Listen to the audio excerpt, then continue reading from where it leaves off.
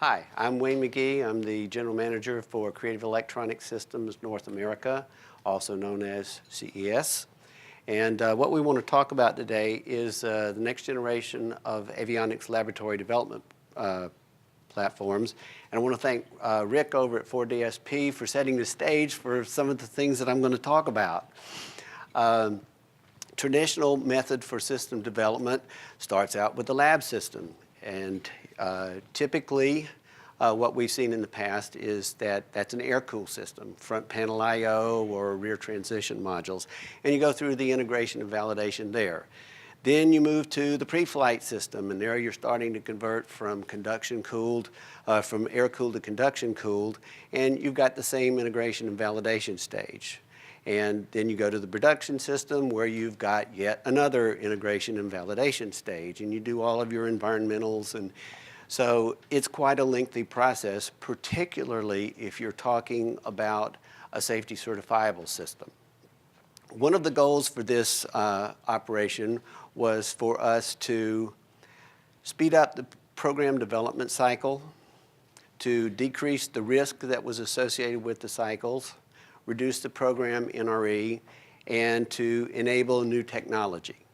And I should point out, we're talking about a 3U-VPX system here, but we've also done a similar exercise with our Vita 74-based systems. So by doing this, we increase the technology readiness level to a much higher level. So the traditional lab difficulties. Obviously, you've got the cost of going from a system that you can't deploy to a system that you can. All of the extra time that it takes, the complexity, the risk of making errors during transitioning from one phase to the other. And you can see the rat's nest cabling there, which while you're trying to figure out which way you need to route the cabling, the final solution, or the final outcome is that the test platform is not always representative of the final solution that you're trying to deploy. So conceptually, what we tried to do was to create a development system that allows you to use exactly the same shop replaceable units as you would deploy in the finished system. We've developed an avionics card that covers most of the common avionics requirements. We've done the same thing with a graphics card. It's based on 3U-VPX, and we've addressed from the start the considerations that you need for the design assurance levels C or higher for DO54 and DO178C. The way we went about it is you start out with the base card, which we kind of flipped it on its end. So instead of having a single board computer that you take either a graphics XMC or an I/O XMC and put it in the base single board computer, what we've done is put the I/O and the graphics on the 3U carrier, and then a processor XMC to provide the CPU. Now, the nice thing about that is that you can create a family of upgradable processing units that you can put in there. And let's face it, particularly for the avionics I/O, it doesn't change that much. So it allows you to do a brain transplant and to upgrade the base system. At the system level, we've got multiple processing units or graphics units that you might need. And so what we've done is to create a chassis that's got a full mesh interconnect so that you can do multiprocessor applications. And this is one of the things that I really like, is that unlike where you start out with the military style cabling with the lab unit, it's got all commercial connectors.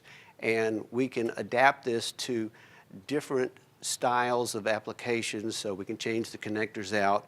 But again, you can use standard cables in the development environment until you can figure out the optimal wiring for the deployed environment. With the processors, we also support both the Intel and the Freescale processors. Typically, if you're doing safety certifiable, you're going to go with the Freescale processors, but we support Intel as well as Freescale on that.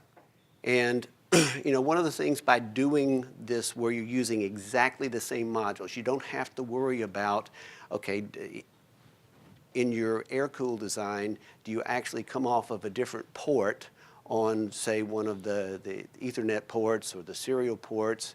You're going to compile your software and you don't have to worry about, okay, did this device change or am I going out the wrong way? So it's exactly the same environment. It lets you benchmark the applications in a near realistic environment. It gives you the ability to validate the architecture, integrate all of the software, and validate the bit coverage. It also allows you, because of the design, you're talking about the conduction cool modules in what amounts to an AirCool chassis, but it gives you the ability to do a lot more closer to the real environmentals in the test. So, and one of the nice things is pre-configured for the specific configuration that you're looking for. Pull it out of the box, power it up. So you're able to get started a lot quicker. Another feature here is that if you're doing a ground station, you can use the development environment by flipping it and mounting it in a 19-inch rack. You can use it as the development station. You don't have to make any changes. What we feel that we've done is to be able to future-proof your design. There's extra slots in the chassis that allow you to plug in additional modules. It gives you the ability, as I mentioned earlier, to do a brain transplant into the computer. RAM-T, the reliability, availability, maintainability, and testability is there from the start. And as I mentioned, we're able to put the two modules together into a single slot. So in many cases, you're actually reducing the number of slots that you have to take up to perform a particular implementation. One of the things that our engineers we've been in the safety certifiable business now for over 10 years. And our engineers are estimating that depending on the complexity of the program, you save anywhere from 6 to 12 months on the program schedule. It gives you the validation points that we mentioned. By utilizing the exact same cards, you reduce the program risk and cost, and it's available as a deployable ground station.